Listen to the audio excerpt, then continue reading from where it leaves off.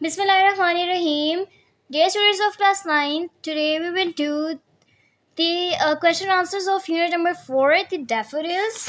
The question answers are: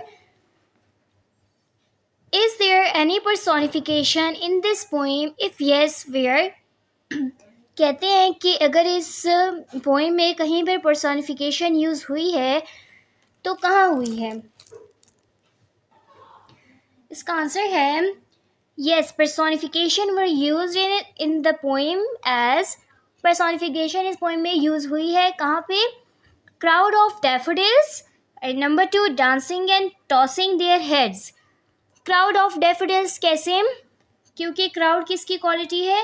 Humans की. अच्छा, अब इस क्वेश्चन में वर्ड आया personification.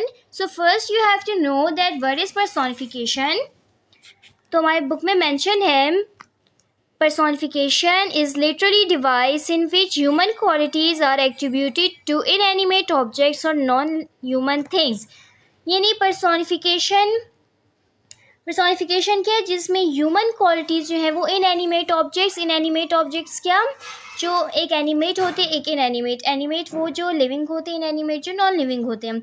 और नॉन ह्यूमन थिंग्स यानी ह्यूमन क्वालिटीज़ जो हैं वो किसी नॉन लिविंग को या किसी ऑब्जेक्ट को या किसी नॉन लिविंग थिंग को जो है वो एट्रीब्यूटेड यानी उसको दी जाती हैं. तो अब आपके लिए इजी होगा इसका आंसर, इस क्वेश्चन का आंसर कि अब क्राउड ऑफ डेफोडिल्स क्या है? गुलिनर्गिस एक फ्लावर है.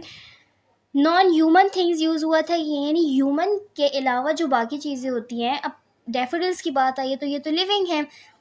तो यहाँ पे हम क्या क्राउड ऑफ डेफोडिल्स यानी नॉन ह्यूमन को हमने ह्यूमन की क्वालिटी जब दी है तो उसको हम क्या कहेंगे कि क्या है? पर्सोनिफिकेशन है.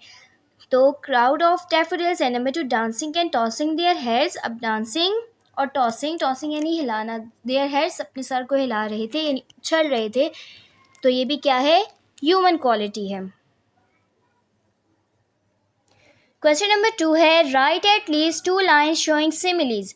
कोई सी ऐसी 2 लाइन्स लिखें पोइम में से जो कि सिमिलीज शो करी हो. अब सिमिली क्या होता है?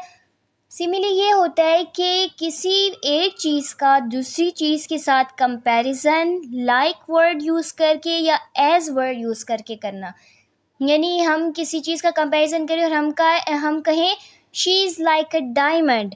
तो अब लाइक वर्ड इसमें क्या था? सिमिली था. हमने शी को यानी उस गर्ल को या उस वोमेन को या उस लेडी को हमने डायमंड के साथ कंपेयर किया. क्या यूज़ करके? लाइक यूज़ करके. तो इसी तरह जब लाइक और एस के वर्ड यूज़ किए जाते हैं किसी के कंपैरिजन में तो वो हम कहते हैं कि ये क्या है? सिमिली है. अब इसका आंसर क्या है? I wandered lonely as a cloud. तो इसमें क्या है? जो पोइट था वो लोनली क्या वो जो था वो अकेला फिर रहा था एक क्लाउड की तरह. तो यहाँ पे पोइट का कंपैरिजन क्लाउड के साथ कैसे हुआ है? एज वर्ड यूज़ करके हुआ है. तो ये क्या है? सिमिली है. इसी तरह दूसरा था continues as the stars that shine. यहाँ पे continues as the stars shine. तो यहाँ पे कंपैरिजन के लिए क्या वर्ड यूज़ हुआ है? एज. तो ये भी क्या है? हमारे पास सिमिली है.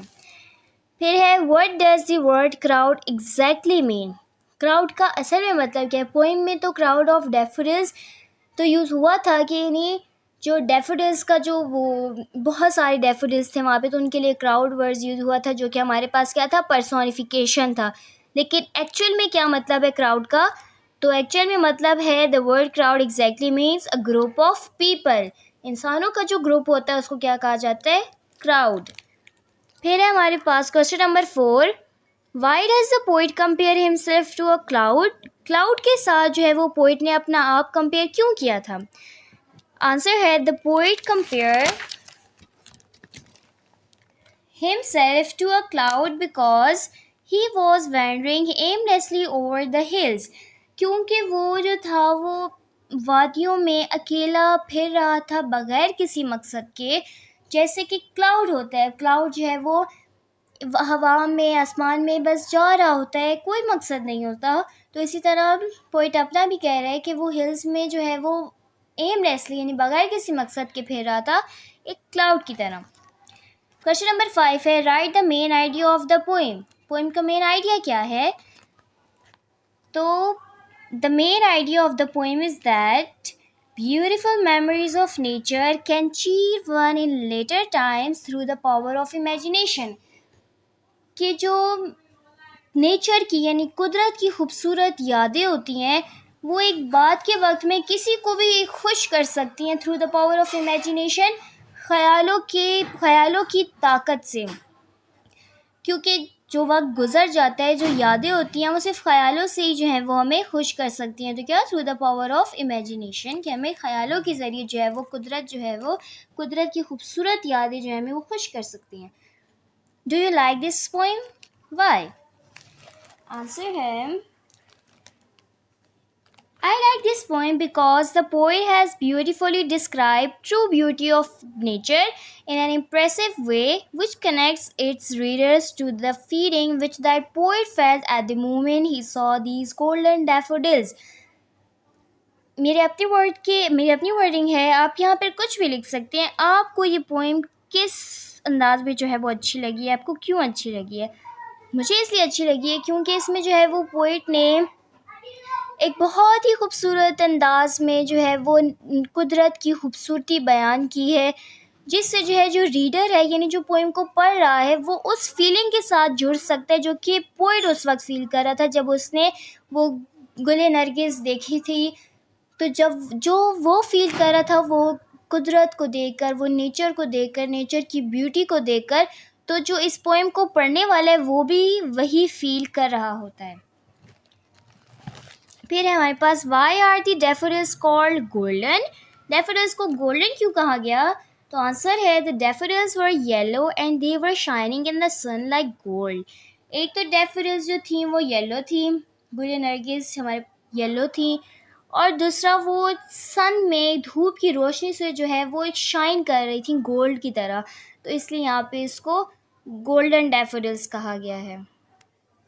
ओके, ये हमारे पास 6 क्वेश्चन थे and we have done these all. If you have any problem, if you have any question in these question answers, about these question answer, you can ask in a comment box. Thank you so much.